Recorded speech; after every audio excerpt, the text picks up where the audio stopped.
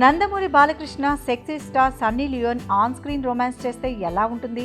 అదిరిపోతుందిగా. ఇప్పుడు వీరిద్దరూ కలిసి ఆన్ స్క్రీన్ రొమాన్స్కు రెడీ అవుతున్నారట. తన కెరీర్లో 100వ చిత్రంగా తెరకెక్కిన గౌతమిపుత్ర శాతకర్ణితో బ్లాక్ బస్టర్ హిట్ అందుకున్నాడు బాలకృష్ణ.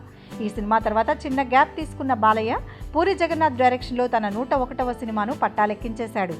బాలయ్య పూరి కాంబో సెట్ అనగానే అందరిలో క్యూరియాసిటీ మొదలైంది.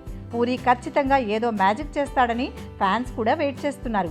ఆ వెయిటింగ్కు కాస్త రిలాక్స్ ఇస్తూ అందరి ఊహలను నిజం చేస్తూ ఈ సినిమాపై ఓ ఇంట్రెస్టింగ్ గాసిప్ బయటకొచ్చింది.